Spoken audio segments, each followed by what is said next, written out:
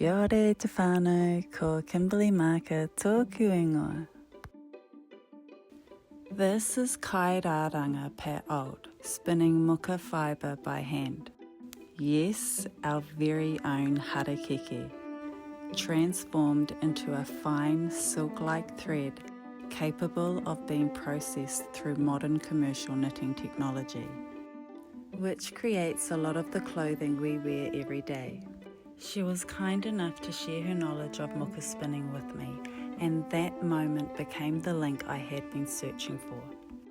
It gave me the insight I needed to take my thesis to the next stage, exploring the commercial development potential of muka as a luxury fibre.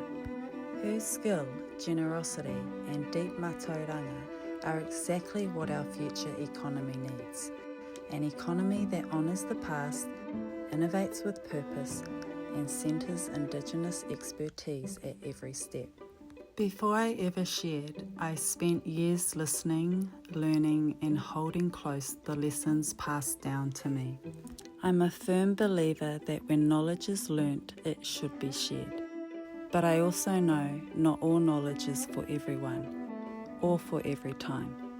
Some kōrero lives best in context, in safe spaces, or when it's truly needed. So I walk that line between holding and handing over, between silence and sharing. It's not a contradiction, it's stewardship. And I've attained a lot in my kite over the years. Carried a lot of stories, practices, tools, all waiting for the right time. Now feels right. There's a lot to move through, but like any good weave, it's layered. So I'll take my time and share it strand by strand. And today I thought I'd share with you some of my most used tools when making kakahu or any design project that I may be working on. But before I dive in, here's what you need to know. I grew up on a farm surrounded by people with a solid work ethic and sharp thinking.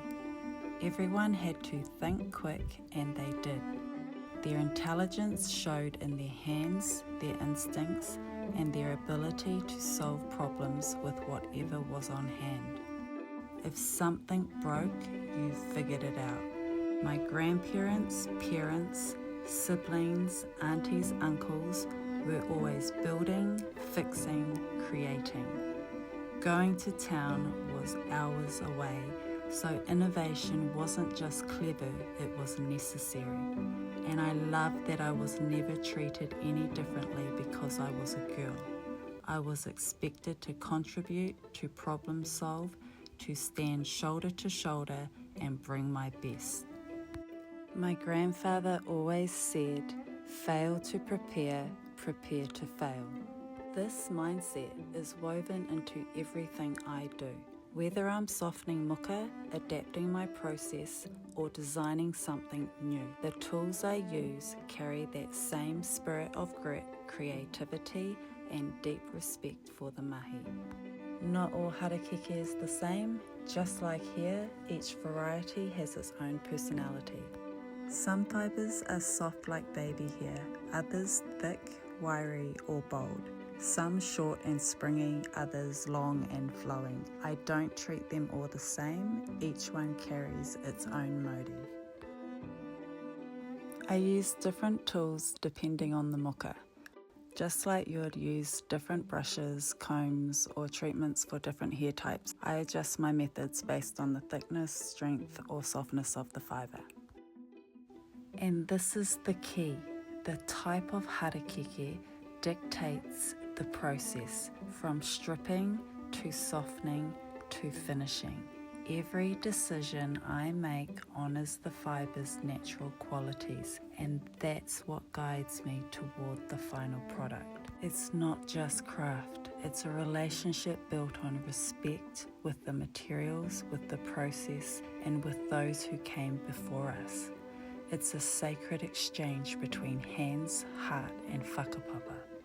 There are over 80 known varieties of harakeke recorded by Māori weavers and researchers over generations. However, it's widely acknowledged by tohunga rāranga weavers and kaumātua that there are well over 200 varieties, most of them unrecorded, privately held, or known only within specific whānau and hapu.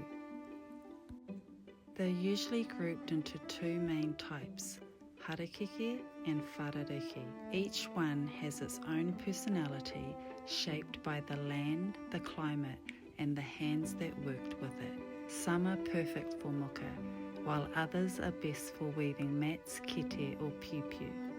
Characteristics like fibre softness, leaf size, and strength vary from one to the next. This matauranga was passed down through generations of kairaranga, weavers who didn't just learn the techniques, but also named, cared for, and honoured each variety like a living ancestor. Harakeke, like many indigenous plants around the world, is a gift that has always been available to our tepuna.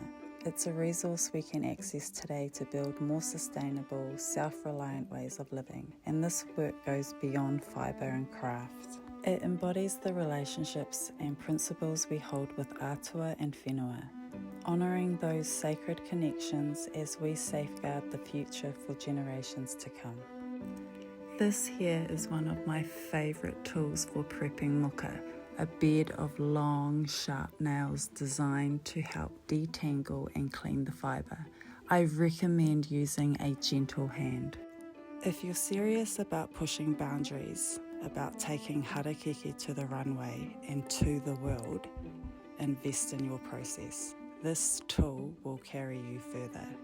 And a special shout out to all our Māori students in polytechs and unis right now studying fashion, dreaming big and wanting to honour your culture through your designs using our very own natural resource, muka. Then this tool right here is for you. These taonga I've been showing you carry more than function. They carry whakapapa, memory, and the quiet brilliance of making it work with what you've got. Just a quick reminder, whānau, this is for entertainment purposes only, so if you are giving this a go, please tie your hair back, use common sense. The tools I use are seriously sharp. Keep them away from our tamariki, store safely when you're done, and maybe don't try them out while under the influence. Kia tūpato, look after your hands, your whānau, and your space. And also, I'm saving you years of trial and error by sharing techniques I've refined over time, so you don't have to. Aroha in action, you're welcome.